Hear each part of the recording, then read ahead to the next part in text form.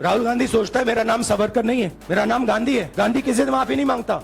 और अगर ये सोचें कि मुझे डिस्क्वालीफाई करके, धमका के, जेल में डाल के मुझे बंद कर सकते, नहीं, मेरी वो हिस्ट्री नहीं है। आप इतनी डायरेक्टली बीजेपी के लिए क्यों काम कर रहे हो? थोड़ी डिस्कशन से करो यार, थोड़ा घूम घाम के पूछो। क्या आपको ऑर्डर दिया है क्या? सवाल पूछना मैं बंद नहीं करूंगा। नरेंद्र मोदी जी का अदानी के साथ क्या रिश्ता है और 20,000 करोड़ रुपए किसके हैं, मैं पूछता जाऊंगा। मुझे कोई डर नहीं लगता इन लोगों से। ये इन्होंने हमें हथियार पकड़ा दिया है, ये आप बात समझिए।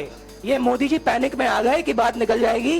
ये 20,000 करोड़ रुपए किसके हैं, डर गए, घबरा गए। इन्होंने पूरा सीक्वेंस शुरू कर दिया। ये विपक्ष को सबसे बड़ा इन्होंने हथियार दिया है। जनता के माइंड में यह सवाल उठा है कि इस भ्रष्ट व्यक्ति को हिंदुस्तान का प्रधानमंत्री क्यों बचा रहा है?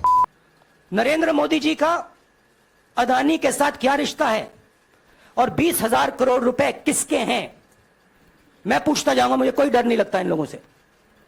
और अगर ये सोचें कि मुझे डिस्क्वालीफाई करके, धमका के, जेल में डाल के मुझे बंद कर सकते, नहीं, मेरी वो हिस्ट्री नहीं है।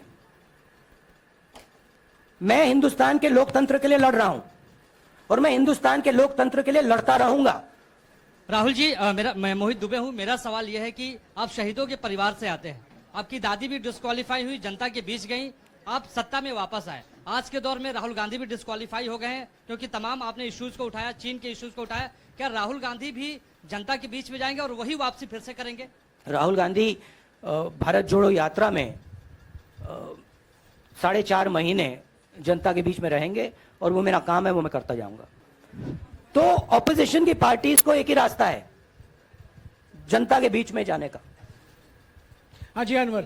सर, भारतीय जनता पार्टी ने आप पर ओबीसी समुदाय के अपमान का आरोप लगाया है, इस पर आप क्या जवाब देना चाहेंगे भारतीय जनता पार्टी को? मैं पिछले भारत जोड़ो यात्रा में, आप मेरी कोई भी स्पीच देख लीजिए, मैं वहां कह रहा हूं सब समाज एक हैं, सबको एक साथ चलना चाहिए, भाईचारा होना चाहिए, नफरत नहीं होनी चाहिए, हिंसा नहीं होनी चाहिए। तो मेरी पोजीशन बिल्कुल क्लियर है। ये ओबीसी का मामला नहीं है, ये नरेंद्र मोदी जी और अदानी जी के रिश्ते का मामला है। 20,000 करोड़ रुपए जो अदानी जी को पता नहीं कहां से मिले, उसके बारे में मैं सवाल पूछ रहा हूं और उसका जवाब चाहिए। बीजेपी ध्यान को भड़काने की कोशिश करती है, कभी ओबीसी की बात करेगी, कभी विदेश की बात करेगी, कभी कुछ और बात करेगी, कभी डिस्क्वालिफिकेशन की बात करेगी, मगर सवाल यही है 20,000 करोड़ रुपए, $3 बिलियन किसका था? संजय मिश्रा। और वो अदानी का पैसा नहीं हो सकता। संजय मिश्रा।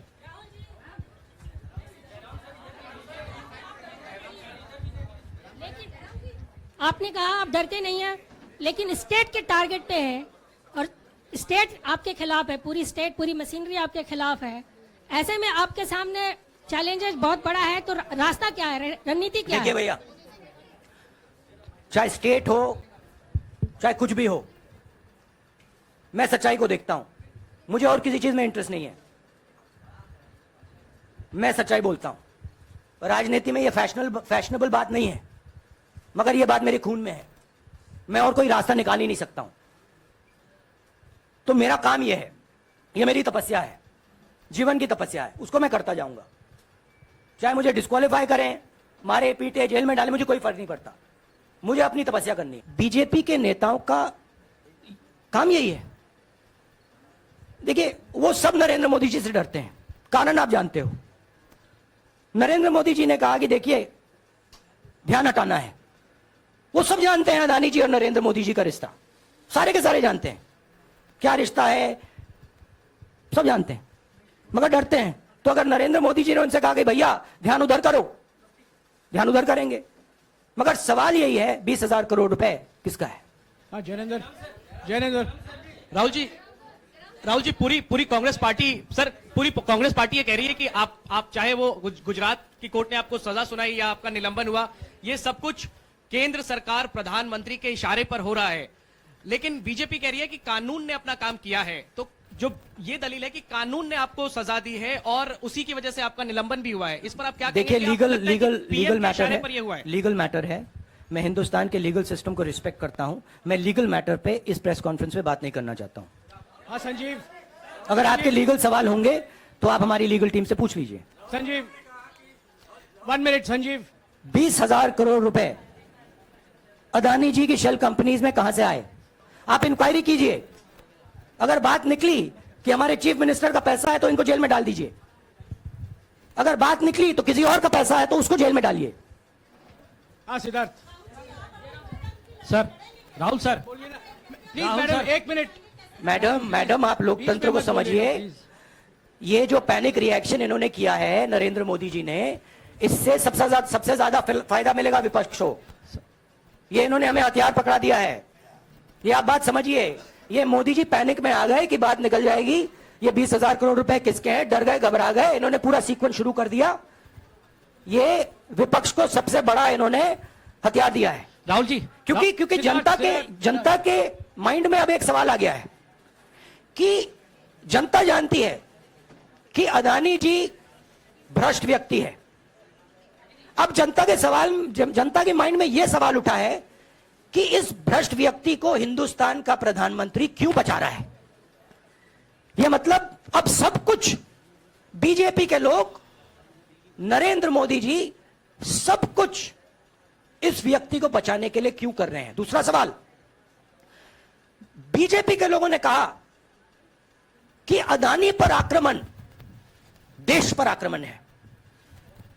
मतलब इनके माइंड में देश अदानी है और अदानी देश है।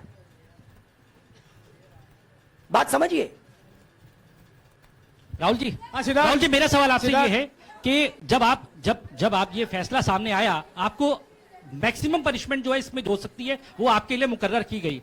इस बीच कई लोगों ने ये भी कहा, आपके पार्टी के भी एक सांसद ने कहा कि कम से कम जज को ये देखना चाहिए था कि सामने जो शख्स है वो एक गांधी परिवार से आता है। इस पर आप क्या कहेंगे? और आपको लगता है मैक्सिमम पनिशमेंट जो है आपके केस में, मैक्सिमम पनिशमेंट आपके लिए मुकर्रर की गई, क्या आपको इसके पीछे क्या कहना है आपका? वही मैंने कहा, अगर डिस्ट्रैक्शन करना है, मैक्सिमम पनिशमेंट की तो जरूरत है। मिनिमम पनिशमेंट से बात थोड़ी बनेगी।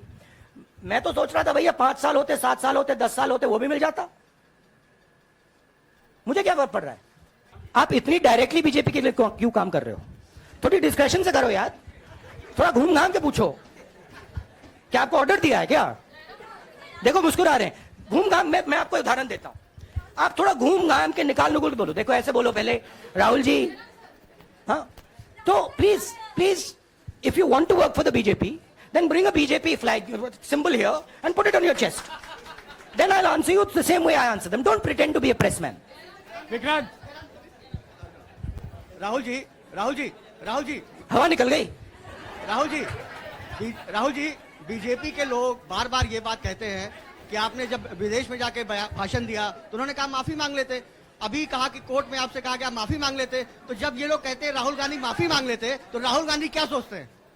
राहुल गांधी सोचता है मेरा नाम सावरकर नहीं है, मेरा नाम गांधी है। गांधी किसी से माफी नहीं मांगता। और मैंने कहा, पार्लियामेंट हाउस में कहा कि भैया मुझे बोलने दीजिए ना, एक बार तो बोलने दीजिए।